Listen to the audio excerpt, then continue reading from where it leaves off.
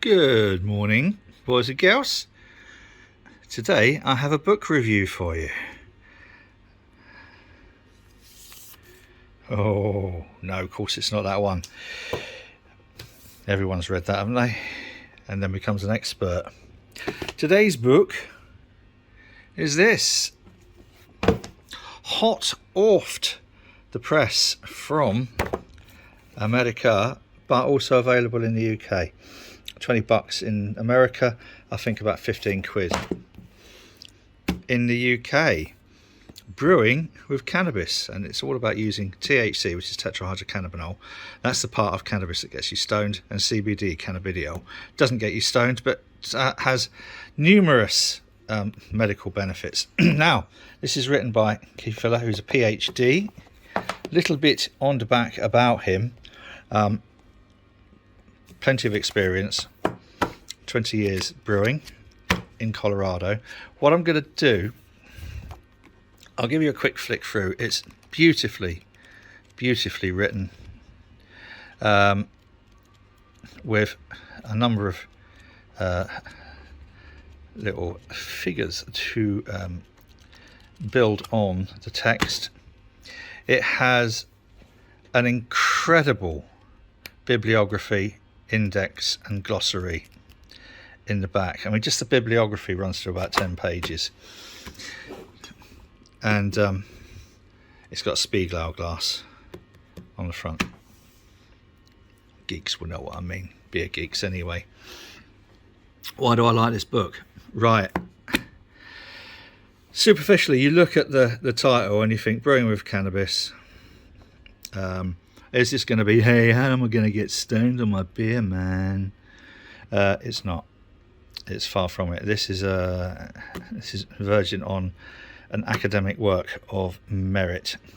I'm going to go through the extensive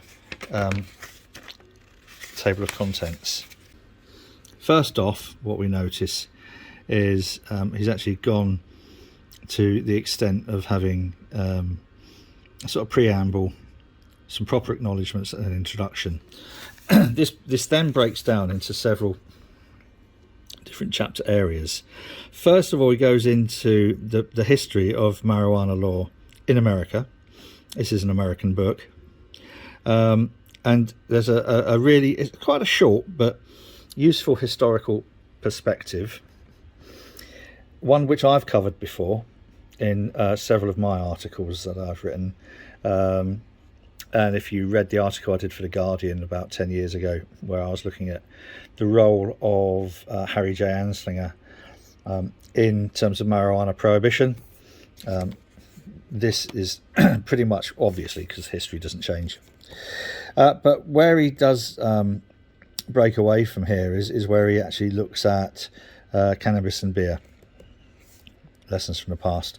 Then he goes into the basic taxonomy of cannabis, the biology, the structure, the difference between cannabis and hops, because they're very closely related, exceptionally closely related, which is why sometimes you'll get a beer described as dank or whatever, which sort of indicates it's got cannabis aromas.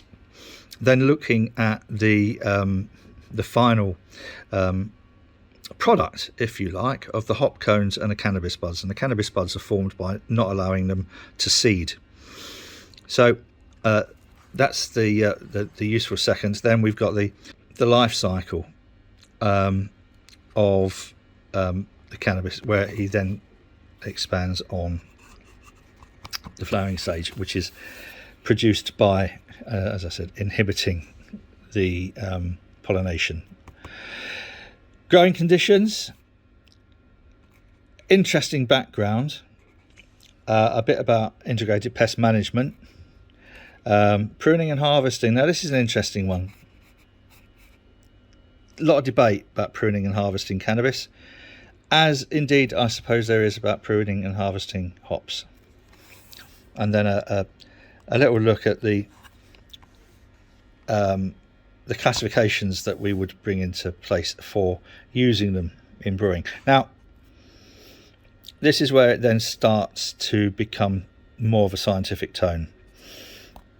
the actual techniques for cannabinoids in brewing, CBD in beverages per se. And here's the thing, because CBD can be water soluble, it doesn't always necessarily need emulsification. THC is not water soluble, it's fat soluble. And then there's a discussion about why include CBD in beer. Well, if you could get a beer that tastes nice with CBD in it, it would have huge medical beneficial medical outcomes. In America, different from the UK, obviously, because in a lot of American states, cannabis is just legal. It's legal. That's all. You could just walk into a shop, buy some, walk out of the shop. So there's implications for labelling and packaging, which he goes into, and then gives you indicators of where to go for developing that should you want to commercially produce. Cannabinoid and terpenoid effects. Now, this is good. This is good for a number of reasons. People have heard of cannabinoids. It's only really in the last probably 7 or 8 years that people have started looking at terpenoids. Very often the smell, the sort of flavour, the aroma. But it goes further than that. And this is, for the first time I've seen in an accessible book of this nature, which isn't just designed for propeller head scientists. He talks about the entourage effect, which is the combination of the terpenoids and the cannabinoids. Essential. Potentially looking at toxicity and the adverse effects. Toxicity is a strange one when it comes to cannabis. It's widely thought that the only real way to die of cannabis is if a 1-ton block fell on your head. There are other adverse effects, however. We're starting to see things like cannabis-related psychosis, etc., and acute memory impact. Along with that, there can be an impact on the memory, and sometimes one of the side effects of cannabis use can be memory related. All right, you wouldn't forgive me if I didn't do that. As a discussion which isn't totally appropriate for us, but it's interesting all the same, about the legal status of cannabis, the changing legal status of cannabis in the UK. This is as of November 2020. There's a whole section on regulatory compliance, which is fascinating. Absolutely fascinating. Regardless of whether you're into brewing with it, regardless of whether you like cannabis or not, just the statutory compliance part of this book is absolutely fascinating. And then we come on to another area which for me is a growing area of interest, which is low and no. So methods of making non-alcoholic craft beer. This, aside from anything else in the book, is a must read, especially anyone who followed the Lallemond webinar where they was talking about low and no, which I think was a part of the Institute of Brewing and Distilling development program that they plonked out last year, I think it was. Absolutely fascinating. And regardless of the title of the book, in its own right, fascinating. Then we come to some cannabis recipes, and he goes into decarboxylation, which is removing one of the carbon atoms, which then makes the THC psychoactive. So it's a little bit like taking tetrahydrocannabinolic acid, and which is the precursor to THC. Looking at adding it to beer, and then looking at adding all of those little trimmings that when you grow cannabis, you want the buds, but there's also, as you're trimming it off, there's things like leaves and little bits of trichomes, which are the byproduct of trimming it to make the buds look nice and saleable. choosing how to is important. Now, this is where cannabis tinctures essentially are high ABV alcohol and cannabis mixed together. The high ABV alcohol removes the trichomes, removes the oils, and then there's a discussion on hot side and cold side additions. Told you, this is a very, very thorough and comprehensive book. Some notes on the recipes, the actual recipes themselves, and this is, I think, possibly that's where there's a crossover. It's interesting. I'm not sure many people in the UK will be doing it. So there's recipes from Marijuana Beer, recipes from Brewer's Friend, and there's some from the author himself. Remember, he makes a lot of low and no alcohol beers. There's a discussion on where this is going to go. So the history, where we are now, where we're going. Stuff around research in terms of cannabis as medicine. That is a growing area, massive growing area. One of the hindrances to using cannabis as medicine is that you can't necessarily, you can't get a patent on it. It's a plant. However, it hasn't. Sorry, got a delivery. No, we haven't got a delivery. We've got a dog walking along the towpath.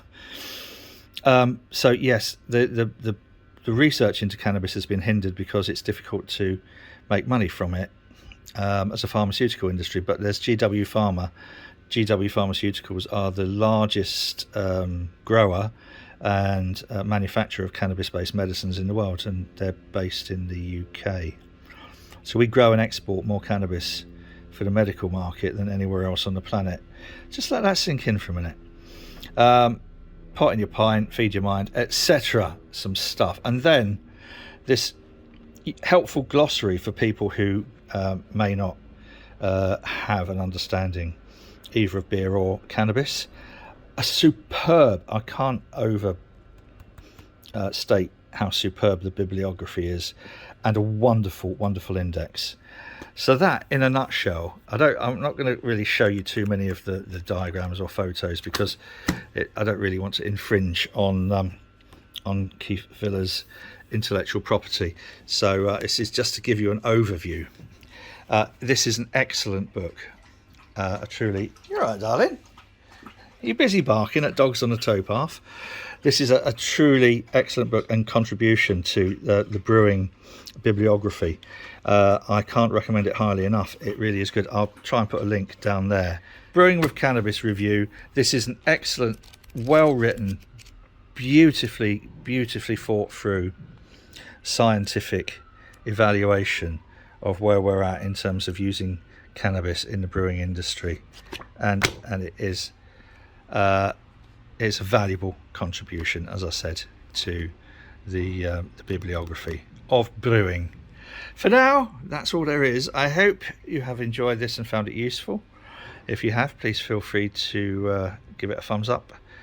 Please feel free, if you haven't already done so, to subscribe to the channel. I'm not condoning the use of cannabis, but then I'm not saying don't either. I'm a bit grown up in that respect.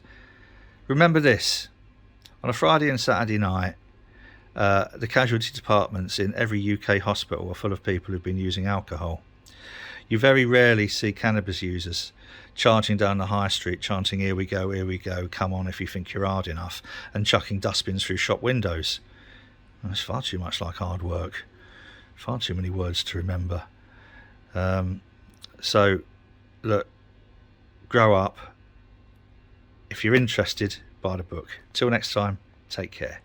Cheers.